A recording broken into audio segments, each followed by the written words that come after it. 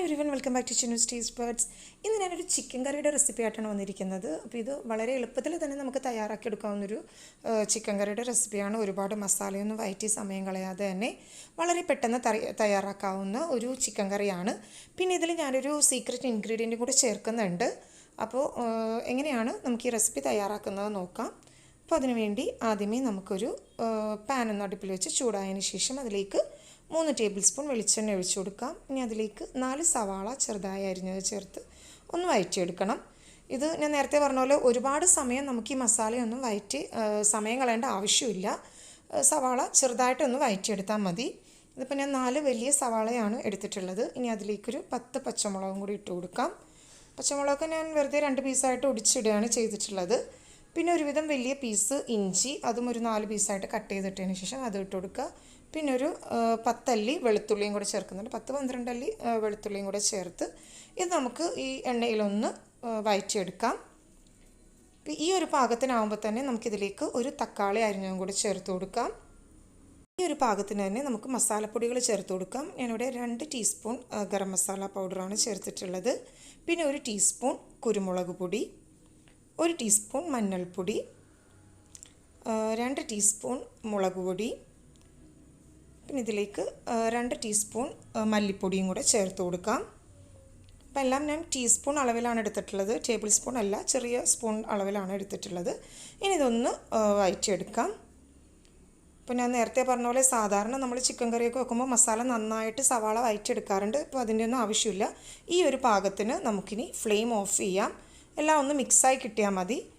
ഇനി നമുക്ക് ഈ മസാല ഒന്ന് ചൂടാറുന്നവരെ വെയിറ്റ് ചെയ്യാം. ചൂടാറിയതിന് ശേഷം ഇപ്പോൾ ഒരുവിധം നന്നായിട്ട് ചൂടാറിയിട്ടുണ്ട്. ചൂടാറിയതിന് ശേഷം നമുക്കിതൊരു മിക്സിയുടെ ജാറിലേക്ക് ഇട്ട് കൊടുക്കാം. അപ്പോൾ ഇത് അധികം മസാല ഉള്ളതുകൊണ്ട് തന്നെ ഞാൻ 2 പ്രാവശ്യമായിട്ടാണ് ഈ മസാല അരച്ചെടുക്കുന്നത്. മിക്സിയുടെ പകുതി മസാല ഇട്ടതിന് ശേഷം ഇതൊന്ന് നന്നായിട്ട് അരച്ചെടുക്കാം. ഈ ഒരു പാകത്തിന് അരച്ചെടുക്കണം. ഇനി ബാക്കിയുള്ള മസാലയും കൂടെ നമുക്ക് ഇതേപോലെ തന്നെ അരച്ചെടുക്കാം.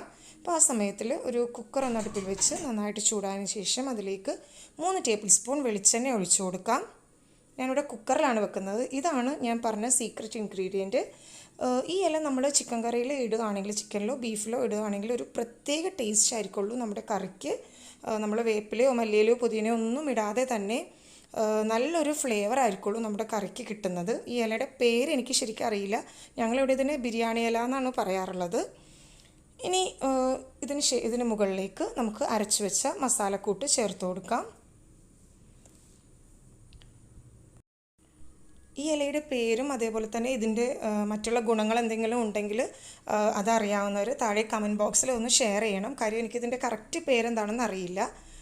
ഇപ്പോൾ നമ്മൾ നേരത്തെ അരച്ചു വെച്ച മസാല ഞാൻ മുഴുവനായിട്ട് ഇതിലേക്ക് ഇട്ട് കൊടുക്കുകയാണ്. 2 പ്രാവശ്യമായിട്ട് മിക്സിയിൽ അരച്ചെടുത്തിട്ടുള്ള മസാലയാണ്.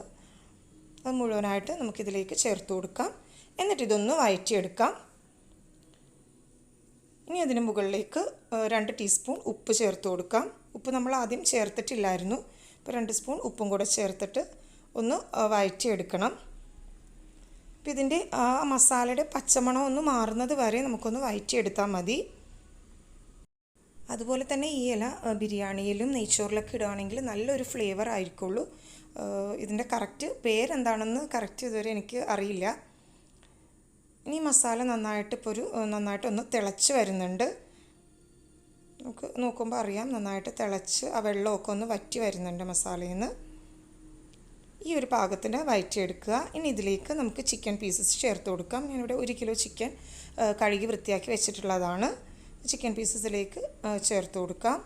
പിന്നെ ഞാനിവിടെ കുക്കറിൽ വെക്കുന്നത് എനിക്ക് കുറച്ച് തിരക്കായതുകൊണ്ടാണ് കുക്കറിൽ വെക്കുന്നത്. അപ്പോൾ വേഗം ആവുമല്ലോ എന്നുള്ളതിലാണ്. അപ്പോൾ കുക്കറിൽ ഇത് 1 വിസിൽ വരെ ഒന്ന് വേവിച്ചെടുത്താൽ മതി. ഇനി നിങ്ങൾ കുക്കറിൽ വെക്കാൻ താല്പര്യമില്ലെങ്കിൽ ഒരു നോൺ സ്റ്റിക്ക് പാനിലോ അല്ലെങ്കിൽ ഒരു ചട്ടിയിലോ വെച്ചാലും മതി. ചിക്കൻ വേകാൻ അധികം സമയമൊന്നും എടുക്കില്ല. എനിക്കിപ്പോൾ കുറച്ച് തിരക്കുള്ളതുകൊണ്ട് മാത്രമാണ് ഞാൻ കുക്കറിൽ വെക്കുന്നത്.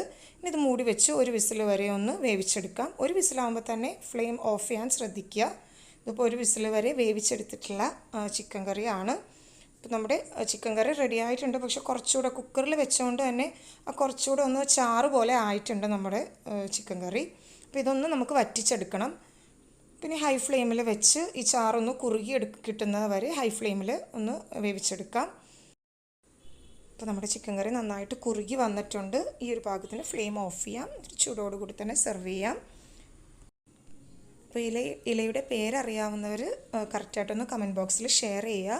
അപ്പോൾ റെസിപ്പി ഇഷ്ടമായെങ്കിൽ ലൈക്ക് ചെയ്യുക, ഷെയർ ചെയ്യുക. കൂടുതൽ വീഡിയോസിന് വേണ്ടി ചാനൽ സബ്സ്ക്രൈബ് ചെയ്യുക. Thanks for watching my channel.